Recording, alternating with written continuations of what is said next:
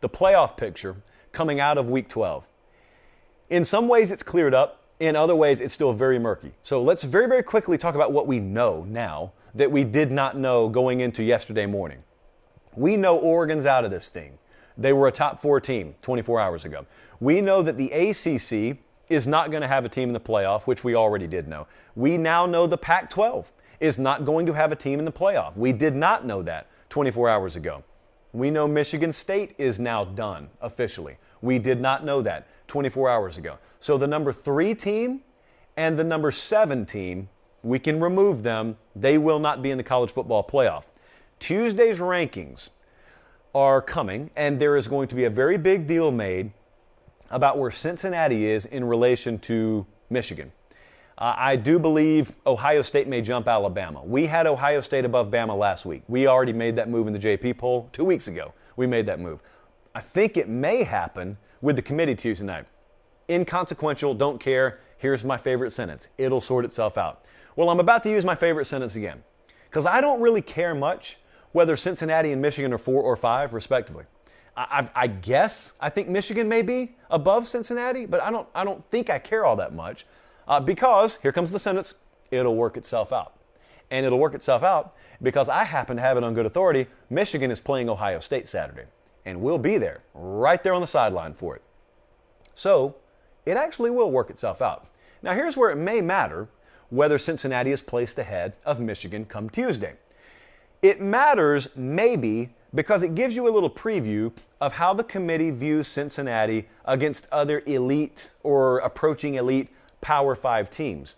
Now that won't matter when it compares them versus a Big Ten champion, because you will not have a scenario where it is Cincinnati or the Big Ten champ. It's not going to happen. If it's a 2-loss Big Ten champ, they're out, and if it's a 1-loss team, they're going to be in regardless. Where it may matter, and what it may come down to, is measuring Cincinnati, an undefeated AAC champ, against, let's say, like a 2-loss Alabama who just lost by 3 to Georgia. A lot of you are already rolling your eyes at that. Well, I'm not here to arbitrate this between you and the committee. I'm just telling you that may be what it comes down to. So if you see Cincy at 4 instead of 5, maybe a good indication that they've got a little more respect from this blowout win over Cincinnati or over SMU. It's not going to help their resume. And their actual resume didn't get boosted at all yesterday. They just beat up on another inferior team. I mean, that's what on paper it looks like. We'll see if the human beings agree with that. What about Notre Dame? So Notre Dame is still floating around there. There are shark fin in the playoff waters this year. They are, at last check, they were number 8. We'll see where they are this week. This is the first time that I think Notre Dame may be in line to cost themselves a shot at a playoff because they're not in a conference. This has never happened before. They've gotten in despite not being in a conference, but they've never had a spot taken from them because they didn't play in a conference. And it may be happening. Notre Dame, as I've said for a long time, is not going to join a conference because you want them to. They're not going to join a conference because it would make everything look more congruent and harmonious. There, in my estimation, has only been one thing that was going to entice Notre Dame to join a conference. And that is if the time ever came that they clearly cost themselves a spot in the playoff because they did not have a conference championship game to go play for and win. If this team were in the ACC this year, they would be obviously headed to Charlotte to play for the conference championship. They would be the favorite to win the conference championship, and they would be in prime position to make the college football playoff. As it stands right now, they are in all likelihood going to finish 11-1. They'll be sitting at home as they always do on conference championship Saturday. And it may very well be that they get boxed out of this thing. And even though I've agreed that Notre Dame belonged in the years they've been put in, I don't think they're going to belong in this year unless some things happen. And so there are certain disaster scenarios that are still out there. If Cincinnati loses either of these next 2 games, that's a disaster scenario that could put Notre Dame above them. I think that very well could happen. Also, if you have the Big 12 or the Big 10 bumper car scenario, where we have a spot open up that maybe we didn't think was going to open up. Notre Dame's not out of this. I'm just telling you, largely, if the chalk holds, they will be out of it, and it'll be largely their own doing.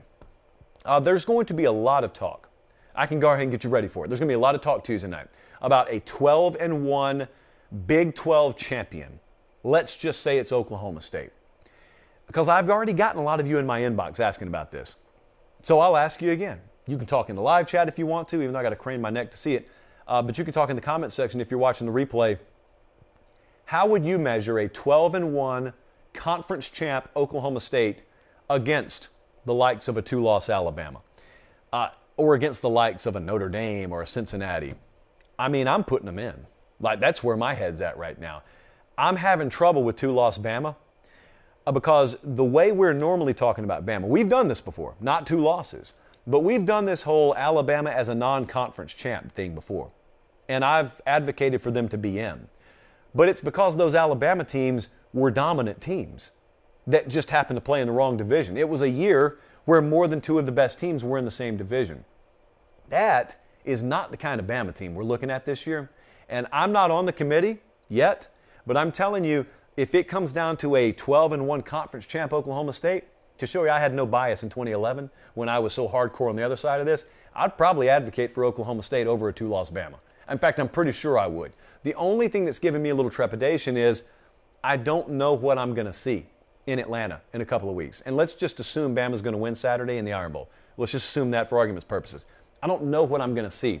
You know, like if I go to Atlanta and I watch them play a 2-overtime classic with Georgia and they lose by a point or something like that, that's a lot different than what I may think happens, you know, in a couple of weeks. Like I think Georgia is solidly the better team.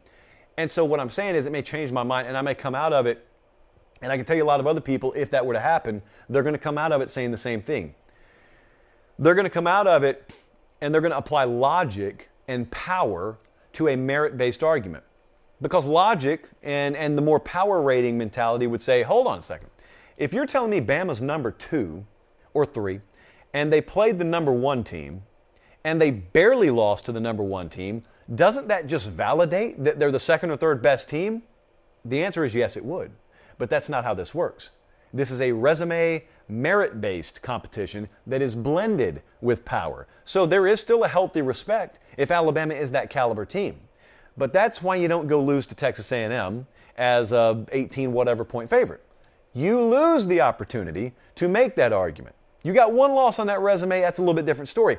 I'm just telling you, whether it's right or wrong, whether I power rate them highly or not, they are going to have lost that ability. Now, they're still going to be in the conversation.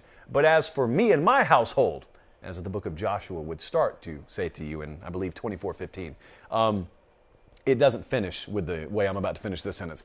I would put Oklahoma State in. That's who I probably would go with.